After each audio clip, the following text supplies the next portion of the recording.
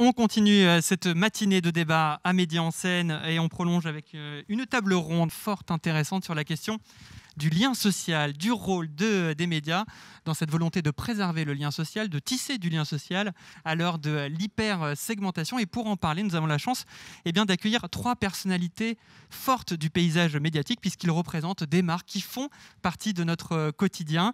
Laurence Bloch, France Inter, dont on peut saluer les bonnes audiences qui sont tombées ce matin. Merci. Ara Aprikian, le groupe TF1, un groupe leader européen. Ara Aprikian, merci d'être ici ce matin.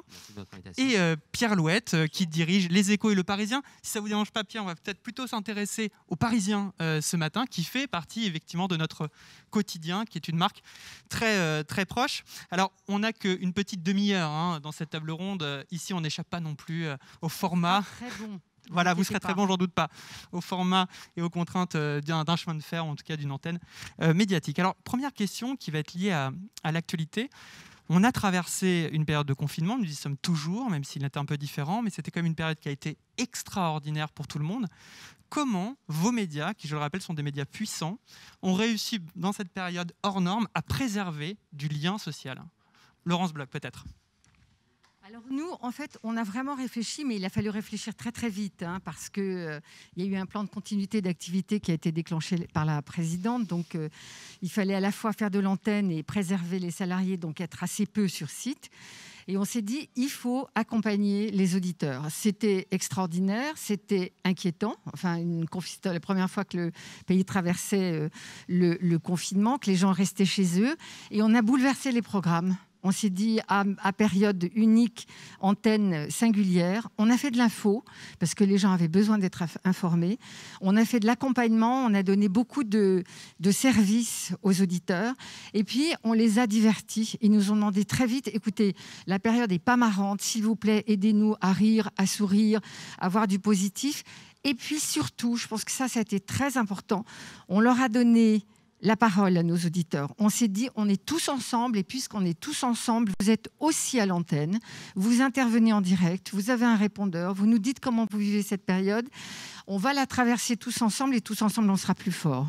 Là, c'est très intéressant ce que dit Laurence. Donner la parole, la représentation, l'incarnation de la parole du public, ça doit forcément faire partie des facteurs pour tisser et créer du lien social. Aux Parisiens, justement, pendant longtemps et toujours aujourd'hui, on donne la parole. Moi, je me rappelle des petits micro-trottoirs qu'on voyait chaque jour de telle personne, de tel âge différent, de telle catégorie sociale différente. Ça, c'est quelque chose qui fait partie des points cardinaux, justement, du Parisien. Donner la parole au lecteur, qu'il soit présent dans le journal. Ben oui, le Parisien, mais je pense que c'est également le cas pour France Inter, TF1, évidemment. On essaie d'être le reflet de la société française et de la donner à voir. Et donc, il y a au Parisien cette rubrique qui s'appelle La Voix Express, qui est extrêmement demandée. Chaque éditeur a envie d'avoir La Voix Express ce jour-là pour sa partie du journal. Et elle montre des Français, des Françaises tout à fait lambda qui s'interrogent sur les différents faits d'actualité. Alors, ce qu'on a fait, nous, un peu à l'instar de ce que Laurence expliquait, c'est d'essayer d'être encore plus le Parisien dans la période. Je pense que cette période-là, elle appelait de nous qu'on soit encore plus qui nous sommes, avec un petit supplément ici ou là. On a très vite publié l'attestation, par exemple. Bon, ça, on était tous dans cette espèce de sidération de devoir remplir un papier pour aller se promener 1 heure. On sait pourquoi, on sait qu'on doit le faire. On l'a très vite incluse dans le journal. Et puis, il y a dans ce journal énormément de connexions avec le public. En fait, on a à peu près un Français sur 2 qui va être en contact avec le Parisien, soit en papier, soit surtout maintenant en ligne, chaque mois. On a vu nos audiences en ligne doubler. Tout d'un coup, on est passé à 200 millions de visites par mois. Et là, on était autour de 100, 110 habituellement. Donc, beaucoup d'envie de savoir, beaucoup d'envie de décryptage, beaucoup d'envie de lien, puisque c'est le thème de notre rencontre, et d'être en lien avec son journal de référence. Alors, c'est vrai que l'exemple de l'attestation, c'est un petit exemple, mais je pense que c'est assez révélateur. C'est-à-dire que ça fait du lien, c'est de pratique, on est dans le quotidien. Ara Aprikian, on a vu aussi que pendant cette période de confinement, que les audiences à la télévision ont été montantes. Ça a été presque une valeur refuge. Est-ce que, lorsqu'on traverse une période de crise, car ça a été une crise quand même, est-ce que justement on va d'autant plus vers des valeurs refuges comme peuvent être TF1 ? Alors, on a vécu une période, nous, assez particulière avec le confinement. D'abord parce que, vous l'avez dit, les audiences ont explosé pendant la période de confinement. Le fait d'être réunis dans un foyer, en famille, a fait que la consommation d'un média résilient, qui permet à la fois de donner de l'information et du divertissement, a globalement fait exploser la consommation de la télévision à un niveau qu'on avait rarement connu. Mais en même temps, on avait, comme tous les médias, comme Laurence l'a dit, il fallait qu'on préserve nos équipes rédactionnelles, qu'on préserve les équipes, qu'on développe le télétravail. Et on avait notre modèle économique et de fabrication qui était complètement transformé. Notre modèle de fabrication, parce que les productions d'émissions pouvaient s'arrêter. C'est des tournages lourds, la télévision, donc c'est de la fiction, c'est des divertissements en plateau avec du public. Donc pratiquement un pan très important de nos programmes s'arrêtait, et en même temps nos ressources économiques pour les fabriquer, parce qu'on est un média privé, donc qui ne dépend que des ressources non gouvernementales, publiques. Et ben donc il fallait réussir à adapter cette demande-là du public à notre capacité de financement et de fabrication des contenus. Alors qu'est-ce qu'on a fait pour ça? On a multiplié effectivement, comme Radio France, comme France Inter, les tranches d'information. Donc on est passé quasiment à la production d'un journal télévisé en plus en termes de durée pendant toute la période. On a multiplié l'offre de cinéma, une offre, je dirais, de cinéma, et ce qui a permis de revoir en famille un certain nombre de grands classiques, de se retrouver à travers des choses qui permettaient un lien transgénérationnel. Et on a essayé de préserver tout ce qui permettait justement à retrouver une consommation familiale à un moment où, on pourra en reparler, la consommation des médias, comme le reste des activités, elle poussait vers l'individualisation et la segmentation. Je rebondis sur ce que vous venez de dire, parce que je suis en train de me dire que finalement, lorsqu'on est des médias comme les vôtres, ce qu'on cherche, c'est quand même la réconciliation générationnelle. C'est arriver justement à toucher tout le monde. Ce qui était quand même merveilleux, si on parle du côté positif de cette pandémie et de ce confinement, c'est qu'elle a rendu captif, si j'emploie un terme un petit peu volontairement provocateur, mais dans la maison, les enfants, les petits-enfants, potentiellement, enfin en tout cas les adultes et les enfants. C'est-à-dire qu'il y a eu d'un coup toutes les générations qui étaient arrivées à la télévision, ce qui était quand même une opportunité incroyable pour toucher tout le monde. Oui, mais alors il faut dire pas captif, parce qu'aujourd'hui, au sein du foyer, on a d'autres offres possibles. On a des offres de SVOD, on a Netflix, etc. Et les offres d'abonnement, d'ailleurs, ont augmenté. Mais ce qu'il faut noter, c'est que la consommation de la télévision a augmenté de façon bien supérieure à la consommation de ces mêmes plateformes. Pourquoi ? Parce que c'est la télévision, les médias édités, ceux d'éditeurs, elles contribuent à un rôle de lien social qui est particulièrement important dans les périodes de crise. Donc je pense que ce rôle-là moteur, il est, par l'information, mais aussi par le divertissement, extrêmement fort, et il est, je dirais, récompensé, entre guillemets, quand on vit des crises et quand on a besoin justement de se relier les uns aux autres. Oui, c'est très intéressant. D'ailleurs, on a bien vu que l'hypersegmentation, c'était cette offre qui est taillée sur mesure pour le téléspectateur, l'auditeur, bref, l'usager, mais en même temps de crise, on a besoin de communion. Et la communion, c'est vivre la même chose en même temps, ensemble. Et c'est encore ce qu'offrent justement des médias comme les vôtres, et ce que n'offrent pas encore des plateformes, même si on a bien vu que, par exemple, pour prendre Netflix, se met maintenant à faire du linéaire. Question peut-être qui sort un petit peu de cette actualité, plus, on va dire, générale. Pour faire du lien, il faut à la fois, j'imagine, conforter notre public, celui qui nous suit, qui se sent chez lui, en lisant Le Parisien, en écoutant France Inter, etc. Mais aller conquérir peut-être justement ce public qui ne nous connaît pas trop, qui a peut-être même un peu de défiance. Comment on fait ce savant dosage entre ne pas bouleverser notre base tout en allant conquérir un nouveau public, ce qui est à mon avis un facteur clé pour continuer à préserver du lien. Qui veut se jeter à l'eau? Laurence? Oui, alors moi je pense que de toute façon notre boulot, bien avant le confinement, c'était quand même de fabriquer du commun, parce que je crois que c'est vraiment le rôle des médias traditionnels que de faire en sorte que, on fait de l'intergénérationnel, on parle aussi bien aux citoyens qui vivent dans les métropoles que dans les zones rurales.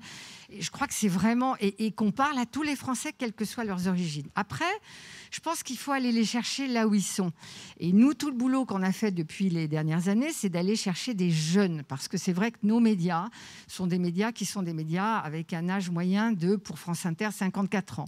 Et on s'est dit, il faut absolument réussir à arrimer les jeunes aussi à ce qu'Arabe décrivait si justement, qui sont des médias où il y a une éditorialisation. C'est-à-dire que ce n'est pas un grand fourre-tout où vous pouvez trouver tout et n'importe quoi comme sur les réseaux sociaux. Ce sont des programmes qui sont pensés, organisé, et je pense que c'est très important pour la vie démocratique du pays. Donc nous, on s'est dit, il faut qu'on aille chercher les jeunes. C'est pas la peine de leur dire que France Inter, c'est génial, ils ne savent même pas que France Inter existe. En revanche, on va disséminer sur les réseaux sociaux ce qui les touche, ce qui leur plaît, ce qui pour eux fait du commun. C'est l'humour et c'est la musique. Et à partir du moment où ils ont effectivement vu sur les réseaux sociaux quelque chose qui s'appelait France Inter, avec Guillaume Meurice, avec Charline Vanhoenacker, avec Damso, chez Augustin Trapenard, ils viennent écouter Augustin Trapenard. Et je pense que c'est cette dynamique-là qu'il faut absolument qu'on poursuive. C'est-à-dire qu'au fond, je pense qu'il ne faut plus parler radio, réseaux sociaux. On a des programmes, tous autant qu'on est puissants. Il faut qu'on porte ces programmes là où sont les auditeurs et les consommateurs de médias. Il faut les attraper là où ils sont. Et c'est comme ça qu'on luttera aussi contre les fake news. Ouais, ça, c'est très intéressant. Des outils de conquête, aller chercher les jeunes là où ils sont et les ramener quelque part sur une offre plus traditionnelle. Enfin, l'offre classique, pardon. Ara Aprikian, l'âge moyen du téléspectateur de TF1, puisque... C'est à peu près pareil, 54 ans. Lecteur moyen Lecteur un peu plus âgé quand même, mais dans les mêmes jours. Et 54 ans, c'est jeune, Ara, finalement. Bah oui, c'est mon âge. Voilà. C'est des nouveaux trentenaires, Évidemment, 50 ans, c'est des nouveaux mais trentenaires. pas encore, mais bien sûr. Évidemment, puis en plus, on a la vie devant soi, une expérience de vie de plus en plus longue. Dites-moi, Non, mais moi, par rapport à cette question aussi du lectorat, comment on fait pour le rajeunir ? Non, mais d'abord, moi, je suis très impressionné par ce qui a été fait par Laurence et ses équipes, et puis Ara aussi. Et on est tous les trois des médias très généraux, au fond, qui couvrent, on espère couvrir de larges tranches de la population. Alors, c'est vrai qu'on a tous une question de rajeunissement, parce que la consommation est délinéarisée, elle est ponctualisée. Mais surtout, moi, ce que je trouve le plus important, c'est d'être des médias du commun. Alors, pas du lieu commun. Média, enfin d'ailleurs étymologiquement tout le monde le sait, voilà, c'est quelque chose de l'ordre de la médiation, c'est entre plein d'autres choses, c'est au milieu. Et moi je me méfie énormément de ce que j'appelle les médias ou les faux médias de l'enfermement. C'est-à-dire ceux dans lesquels on va aller trouver une confirmation de ce qu'on pense déjà auprès de gens qui pensent exactement comme vous. Ça c'est extrêmement dangereux parce que ça c'est la vraie segmentation. Internet est un monde assez vertical, on peut creuser très profondément et quand on commence à tomber dans une espèce de niche comme ça devient facilement une grotte. On le voit dans les manipulations qui peuvent avoir cours dans différents réseaux. C'est un véritable danger pour nous. Nous, on est dans des médias qui essaient de créer du lien, de partager. On parle de tout. Le Parisien, par exemple, c'est une des difficultés qu'on a au fond, c'est qu'on doit à peu près parler de tout. Tout peut intéresser nos lecteurs. Nos lecteurs sont un peu tout le monde. On est tellement de lecteurs en fait en papier et online qu'il y a beaucoup de CSP+ aussi. Il y a toutes les catégories qui sont dans le Parisien. Donc il en faut pour tout le monde, de l'économie adapté, de la politique, du social. Maintenant, on a rajouté beaucoup de santé, parce qu'évidemment, ça s'impose un tout petit peu à nous. Mais il y a aussi l'astrologie, la météo, l'hippisme. Voilà. Et on crée ces espèces de médias dans lesquels chacun peut se retrouver. Et je crois beaucoup aux fonctions, je ne peux pas dire de grand-messe, parce que ça serait un peu connoté, mais de rendez-vous généralistes dans lesquels on a quand même envie de se retrouver en famille.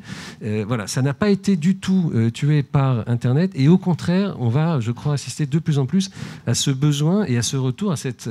j'allais dire presque vengeance, en fait, du grand rendez-vous commun. Vengeance du grand rendez-vous commun. Justement, Ara Aprikian, même question sur la question du conquête du jeune public. Vous dites beaucoup de choses très intéressantes. Il y aurait moyen de détailler, j'y reviendrai quand même sur ce que vous avez énoncé. Vous aussi, TF1, quelles sont vos stratégies ? On a compris celle de Laurence. Quelles sont vos stratégies pour aller chercher un jeune public et rajeunir un petit peu ce quinquagénaire, même si on a bien compris qu'aujourd'hui, de quinquagénaire, c'est trentenaire hier. Alors, ça sera moins, nous, le fait d'aller les chercher sur les réseaux. Je pense qu'il y a des logiques de médias, et moi, je m'inscris dans la logique de l'édition. Donc, de l'édition, et je pense que c'est très important d'être dans une logique de fabrication de contenu et de proposition de contenu dans une forme et dans une organisation qui est importante. Après, on peut les toucher effectivement en les postant sur YouTube, sur Facebook, etc. Mais la logique de ces médias-là, elle est fondamentalement opposée à la logique des médias traditionnels. Moi, je rappelle toujours quand même ce mantra de McLuhan, le message, c'est le média. Et le message des réseaux sociaux, ce n'est pas du tout le message des médias de masse traditionnels. Le message des réseaux sociaux, alors ils n'ont pas inventé les fake news, ils n'ont pas inventé le conspirationnisme, ils n'ont pas inventé le communautarisme, mais la logique même des réseaux sociaux, c'est le renforcement, c'est la viralité de ces contenus marginaux dans la société qui devient... pas majoritaire, mais qui devient un phénomène de société par la viralité des réseaux sociaux. Donc le fondamental des réseaux sociaux, c'est la désagrégation et le communautarisme, alors que le fondamental des médias traditionnels, de la radio, de la presse, de la télévision, c'est de la création de lien social. Alors la création de lien social, elle peut avoir une limite. La limite, c'est l'uniformisation. Et donc, c'est l'uniformisation. Et je pense qu'en revanche, aujourd'hui, on est un peu préservé de ça par la diversité des offres, tant en presse qu'en radio, qu'en télévision. En revanche, on va avoir une dialectique extrêmement forte entre cette logique des médias, des réseaux sociaux et la logique des médias traditionnels, d'un lien, je dirais, particulier qui enferme dans la bulle, comme le disait Pierre, et puis de ceux qui ont volonté de s'adresser à tous et recréer du commun. Et donc je pense qu'à mesure que la nature des gens les pousse aussi vers les réseaux sociaux, il y a une corde de rappel qui les obligera ou qui voudra recréer du lien à travers, se retrouver à travers des contenus, des offres d'information ou de divertissement que pourront proposer ces médias, à charge pour nous de plusieurs choses: d'être créatifs, d'être divers, d'adresser la diversité et d'adresser la modernité. Les réseaux sociaux déchirent le tissu même de notre démocratie. C'est Bill Russo, le responsable de la communication de Joe Biden, qui l'a déclaré il y a quelques jours. Joe Biden, je crois que c'est celui qui a été élu président de la République. Enfin, je ne sais pas, parce que si je lis le compte Twitter de Donald Trump, il est toujours président. Mais est-ce qu'il n'y a pas quand même une petite autocritique à faire? C'est-à-dire que s'il y a eu un détournement de ce public vers les réseaux sociaux, vers des médias où ils ne se sentaient pas peut-être représentés, c'est parce que le paysage traditionnel, classique, encore une fois, que vous incarnez aussi, les a peut-être pas assez représentés. Moi, je ne crois pas. Il y a toujours des critiques à faire, il y a toujours de l'autocritique à faire sur ce que l'on fait. Et je pense qu'on pratique beaucoup l'autocritique. Je dirais, si tout le monde pratiquait l'autocritique comme nous, on aurait une vision très différente, je dirais, de la société. Mais bien sûr, il y a des choses. Et ce que je disais, la difficulté des masses médias, c'est à un moment donné l'uniformisation des points de vue et du fait que des points de vue minoritaires puissent ne pas se sentir représentés. Donc ça, c'est le travail que l'on fait, c'est le travail que l'on fait tous, je dirais, de façon extrêmement forte. Et je pense que les médias, de ce point de vue-là, et les grands médias de masse, ont évolué de façon très positive ces dernières années. Donc, dans la représentation de la diversité, dans la représentation, dans le traitement des sujets qui n'étaient pas traités à travers la fiction, à travers l'information, à travers un certain nombre de choses. Alors, je suis désolé, vous dites la diversité, on se voit que là, quand même, sur la question de la diversité, par exemple, des incarnations, prenons le cas de TF1, il y a encore des progrès à faire sur la diversité. Vous avez été connu justement pour mettre Harry Roselmack à l'antenne, je crois que c'était en 2010, je ne sais plus, je n'ai pas la date exacte, mais en tout cas, c'était il y a au moins une dizaine d'années, ça a été salué comme étant quelque chose, une avancée, quelque chose de fort. Depuis une décennie, il ne s'est pas passé grand-chose sur cette question-là, non ? C'est pas si vrai. Vous vous focalisez sur l'information et sur les JT. Regardez l'ensemble de l'offre de fiction, l'ensemble de l'offre de divertissement et de fiction. Aujourd'hui, par exemple, entre pas le bazar de la charité, Les Bracelets Rouges, qui est une fiction entièrement consacrée aux enfants malades dans les hôpitaux, avec des profils d'origine très différents. Une fiction qu'on a fait récemment sur Dorine Bourneton, qui est cette aviatrice handicapée.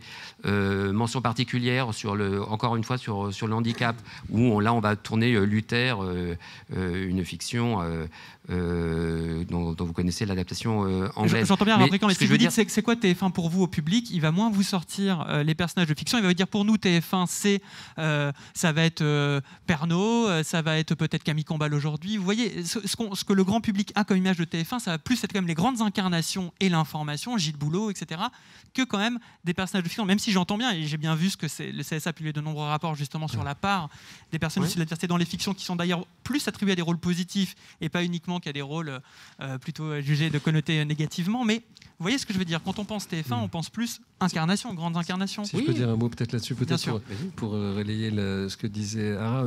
Dans les journaux que je préside, on a mis en place il y a plus d'un an aux Échos une charte de l'égalité. On vient de le faire aux Parisiens, mais aussi on travaille à un truc qui est un néologisme, voire un barbarisme, c'est le paritomètre. On va essayer de faire en sorte que dans les papiers qui sortent, il y ait une égalité entre les femmes expertes interrogées et les hommes experts, entre les femmes témoins interrogées et les hommes témoins. Parce que assez clairement, on avait constaté qu'il y avait toujours un plus grand nombre. Ça a été un des enjeux pour les chaînes de télévision dans la période récente. On voit bien, on a découvert, heureusement qu'il y en a beaucoup, des très bons, des infectiologues.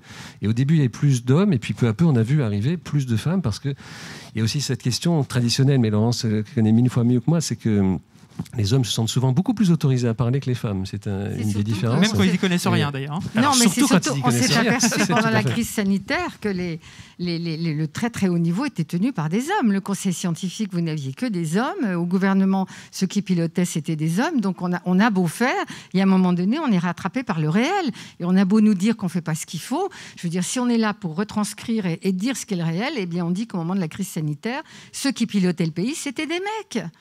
Vous voyez, et par ailleurs, alors vous n'allez pas inventer des nouveaux acteurs. Je vais quand même juste dire quand même quelque chose, c'est que, je veux dire, on peut nous reprocher beaucoup de choses, et je pense qu'on ne fait, enfin, tous autant qu'on est, on sait la responsabilité qu'on a dans cette société qui est fragile et qui est inquiète. Mais alors moi, m'entendre dire qu'en gros, si vous voulez, les réseaux sociaux, les gens y vont parce qu'on ne fait pas assez de diversité, parce qu'on ne fait pas bien le boulot, je ne suis pas d'accord. Les réseaux sociaux, le succès, c'est d'abord... Alors, c'est vrai, les gens ont envie de prendre la parole. Et ça, il faut savoir l'entendre. Mais derrière les réseaux sociaux, pardonnez-moi, il y a quand même des organisations très structurées qui organisent une guérilla avec un tapis de bombes qui sont des bombes qui sont fausses. Il faut quand même pas être naïf, quoi. Je veux dire. Et sur les réseaux sociaux, c'est quand même une instrumentalisation faite par des gens qui savent tout à fait ce qu'ils ont envie de faire. Vous voyez, il faut quand même... Moi, je ne suis pas en train de chercher les responsables. On analyse tous un mais facteur et on essaie on parle du lien l'analyse... social quand même. Enfin, notre question, là, c'est comment justement des médias comme les vôtres participent à... Comme dit Gérald Bronner, si justement... si vous l'écoutez, c'est quelqu'un qui travaille sur la question des réseaux sociaux, c'est que quand même, nous avons tous une guérilla à mener contre effectivement des organisations qui se sont parfaitement installées sur les réseaux sociaux. Parce que justement, ce que vous évoquez, c'est une forme de délitement du lien social. C'est-à-dire qu'il y a un problème, je pense, dans la société quand on a l'impression qu'on avance chacun sur un chemin, mais qu'on ne se réunit pas et qu'on a chacun notre propre vision du monde. Faire du commun, c'est quand même ça, c'est qu'on partage la même vision du monde. Il y a une évolution quand même qui est fondamentale dans nos sociétés, je dirais presque depuis la Révolution française, c'est l'individualisation. Donc c'est quelque chose qui sous-tend l'évolution de ces derniers siècles. Il y a une poussée extrêmement forte de l'individualisation.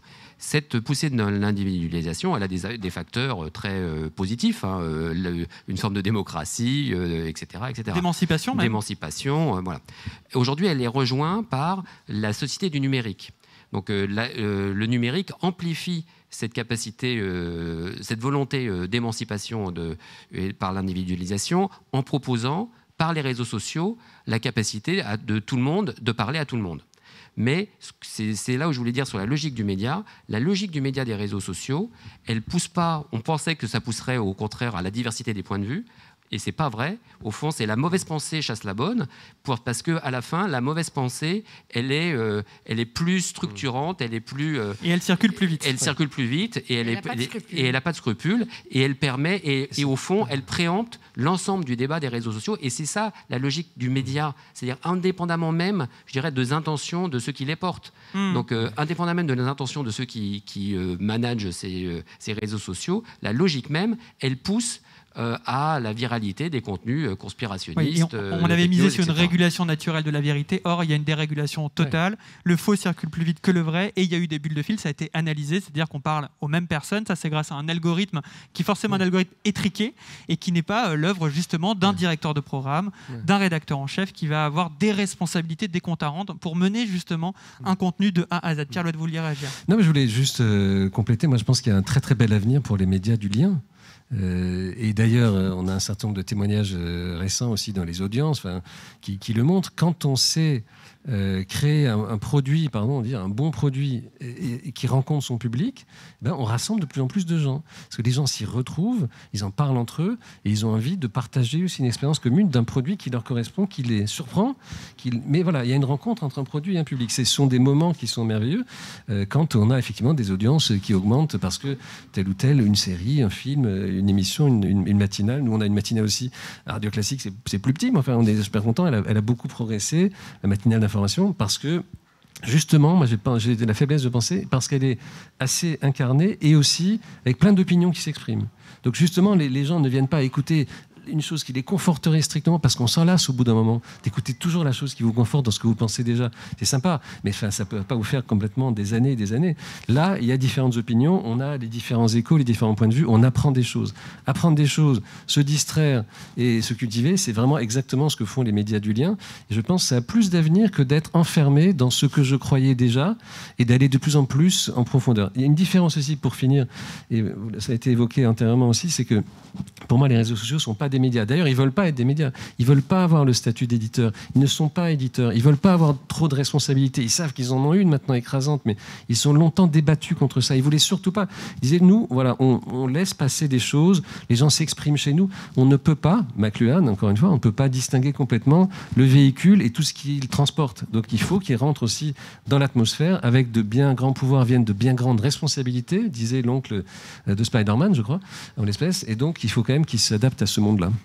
Oui, et d'ailleurs, on voit que ça commence justement à changer parce qu'une responsabilité, ils en ont une, même si finalement, est-ce que c'est à eux de dire ce qui est le vrai, qui est le faux, mais ça c'est encore un autre débat parce que finalement on les a pas non plus nommés pour qu'ils aient cette responsabilité-là, à l'inverse d'un rédacteur en chef, à l'inverse justement de gens qui font les médias. Mais sur cette question-là, pour moi, ce sont des médias, ils doivent avoir la responsabilité des médias et s'ils ne l'ont pas, ils ne devraient pas avoir les ressources des médias. Donc je pense qu'à un moment donné, la ressource et la responsabilité vont de pair. Donc aujourd'hui, on ne peut pas dire que par le fait de filtrer, le fait d'avoir une programmation algorithmique, ce n'est pas de l'éditorialisation. C'est de l'éditorialisation mécanique, mais c'est une forme d'éditorialisation. Et dès l'instant où on est dans une forme d'éditorialisation, quand bien même elle est technologique, on est dans une logique d'édition et de médias, et on devrait avoir la responsabilité. Et si on refuse de considérer qu'ils ont une responsabilité, on sera en permanence dans cette course derrière l'échalote où on n'arrivera jamais à attraper et on laissera se prospérer des informations fausses, des appels à la haine et de la calomnie. Et donc je pense que ça fait partie du débat et je dirais parallèlement, on va avoir cette dialectique-là entre ces offres communautaires, si je vais un peu vite, d'enfermement dans une bulle, et les offres de création, d'édition, de liens sociaux, que sont les différents médias dont on parle là. Il faut que nos offres, elles puissent y répondre par, encore une fois, la création artistique, le travail d'information dans la profondeur et le travail effectivement sur la diversité des points de vue et voilà, donc ça fait partie de notre travail et ça fait partie de notre capacité nous à préserver cette force-là et ces médias-là dans un avenir qui sera quand même challengé par cette volonté d'individualisation de la consommation. Et puis quand même pour nuancer quand même les propos sur les réseaux sociaux, vous les utilisez quand même tous justement ces réseaux, que ce soit TF1 où on va avoir des community managers qui vont faire vivre justement une émission événement, je pense à Koh-Lanta, je pense à Max Tinder, etc. pour créer du lien sur les réseaux sociaux et ramener à l'antenne et faire cette passerelle. Laurence, tout à l'heure vous évoquiez justement Guillaume Meurice qui existe sur YouTube, qui existe justement sur les réseaux et vous avez dit ça doit être une arme pour lutter contre les fake news. J'aimerais que vous éclaircissiez ce point. En quoi Guillaume Meurice lutte contre les fake news ?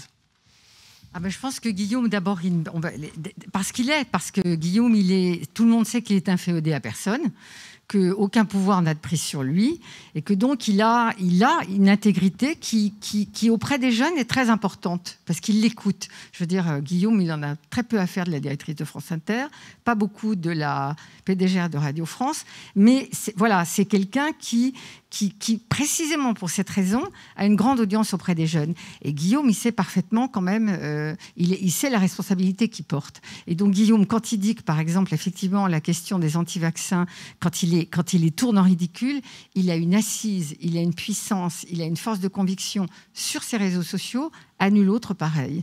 Et peut-être même que la communauté de Guillaume Meurice n'est pas du tout celle qui écoute naturellement France Inter. Peut-être même que dans la communauté de Guillaume Meurice, il y a des gens qui sont dans une certaine forme de défiance à l'égard de la parole. Pour toi, peut-être qu'il y a même des anti-vax dans la communauté de Guillaume Meurice, justement. Et peut-être que la stratégie, c'est de se dire, tiens, si lui, que j'aime bien, qui me fait sourire, est sur cette radio-là que je ne connais pas mais que je commence à connaître, c'est qu'elle doit quelque part être une radio assez ouverte, sympathique et assez légitime pour l'accueillir lui. Donc effectivement, je comprends bien maintenant comment ça peut être un remède et un antidote aux anti-vaccins, ce Guillaume Meurice.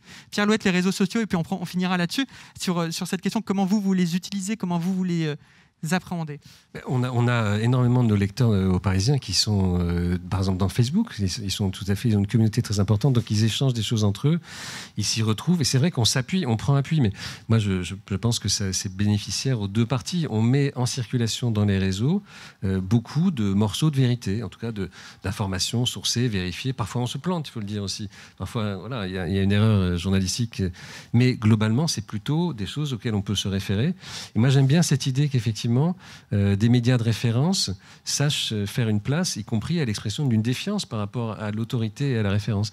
C'est ce qui se passe sur France Inter beaucoup. Effectivement, il y a une impertinence qui est grande. C'est très bien. Ça donne d'autant plus de poids. Si c'était cantonné aux extrêmes ou dans des endroits un peu cryptiques où il faudrait aller en montrant différentes pattes blanches, ça ne serait pas pareil. C'est au cœur du système. Notre système démocratique, il est tout à fait capable d'intégrer le partage d'opinions très différentes et de le gérer dans la radio publique ou dans les chaînes privées ou dans les journaux privés aussi. C'est très bien. C'est comme ça d'ailleurs qu'on réintègre et qu'on fait société. Si on est juste entre soi, ça n'est pas faire société. Penser contre soi-même, éclairer donc la défiance. Comment on l'éclaire, Ara Aprikian, la défiance sur le groupe TF1 ? Si on l'éclaire d'ailleurs, si tant est qu'on l'éclaire. La logique de nos médias, personne n'oblige à consommer des médias. Je veux dire, personne n'oblige les gens à écouter France Inter, à regarder TF1, TMC, à acheter Le Parisien. Donc la logique de la confiance, elle est inhérente à la viabilité et à la pérennité des médias. C'est parce qu'il y a un public qui fait confiance que ça nous permet de continuer d'avoir des audiences jour après jour, semaine après semaine, année après année. Donc cette confiance, il faut la nourrir. Il faut la nourrir de toutes les façons. C'est de la confiance par rapport à ce que l'on propose. C'est la confiance par rapport à une forme de lisibilité aussi de nos grilles, de nos rendez-vous, de nos incarnations, de fidélisation aussi à travers un feuilletonnement. C'est-à-dire, c'est la capacité à retrouver des gens, des histoires, un mode narratif avec quelque chose qui est scandé dans le rythme de vie, des Français. Donc tout ça participe de quelque chose qui est de l'ordre de la création d'une part et de la confiance de l'autre, dans lequel naturellement, je dirais implicitement, on vient regarder une chaîne plutôt qu'une autre, un média plutôt qu'un autre, et dans lequel on a des habitudes qui se transmettent quelquefois de génération en génération, ou en tous les cas qu'on a acquis à un certain âge et qu'on continue à développer avec la vieillesse. Mais en même temps, il faut renouveler en permanence ce public, et en étant capable de s'adresser à lui. Et ça, c'est la création. C'est le travail de création, d'adaptation de nos offres à la réalité, la modernité de la société dans laquelle on travaille. Justement, je pense que quand même un des maîtres mots qu'on a entendu depuis ce matin sur la question de la salle, c'est quand même la question de la confiance. C'est-à-dire qu'il faut que les gens aient confiance en nous. Et on a compris aussi, vous avez parlé de vengeance, vous avez parlé de guérilla. Donc la confiance, c'est donc un combat, si je comprends bien. C'est-à-dire qu'il faut aussi arriver à la préserver, ça fait partie d'une action proactive. La confiance, c'est aussi un petit peu la confiance en l'avenir, c'est l'espoir. On a tous passé une année très difficile en 2020. Quand je dis tous, c'est tous les Français, les médias, parce que c'est un écho, c'est une caisse de résonance de la souffrance et de la détresse des Français. Je crois qu'aujourd'hui, on a une journée de solidarité ici sur France Inter. Est-ce que vous avez confiance en cette année 2021 qui approche à grands pas ? Comment, justement, on peut amener cette confiance-là ? Est-ce que vous êtes confiant à l'avenir, tout simplement ?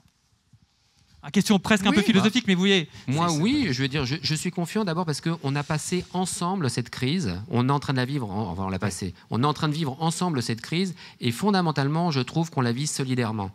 Je trouve qu'on la vit solidairement. On aurait pu la vivre de façon avec beaucoup plus de violence ou de contestation. On la vit solidairement parce que je pense que notamment les médias traditionnels ont fait leur travail.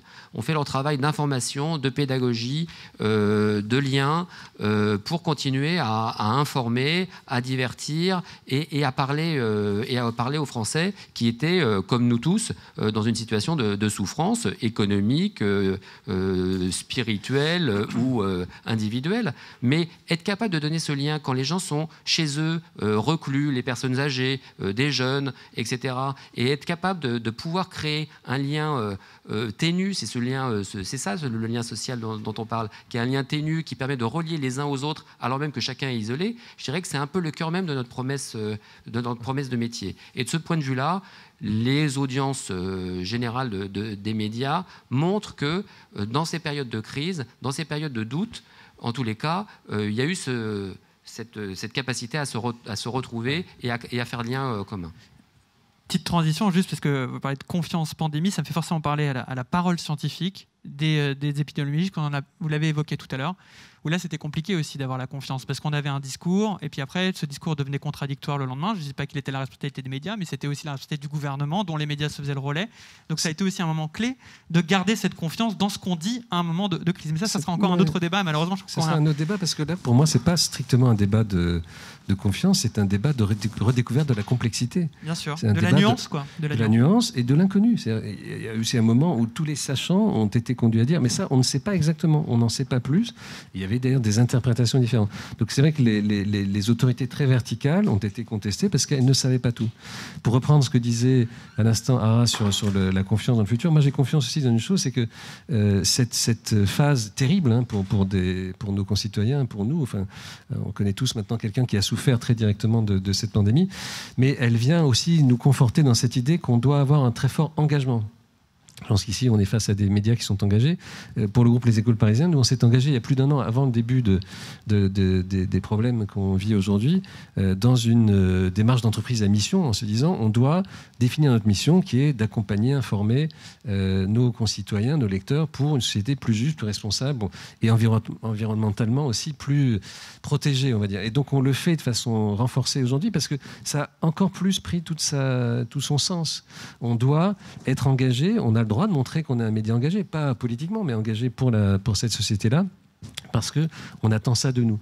On attend des médias du lien, mais du lien engagé, pas du lien passif, pas du lien mou, mais d'un lien qui soit capable de faire la différence et qui donne aussi la parole. Et ça, on le fait beaucoup. Et si on avait le droit, on le fait là aussi un peu aujourd'hui, et on est effectivement co-organisateur de ce festival avec Radio France, France Info, mais quand on pourra refaire des événements physiquement, avec beaucoup de monde autour d'une table, ça sera aussi une illustration de notre engagement.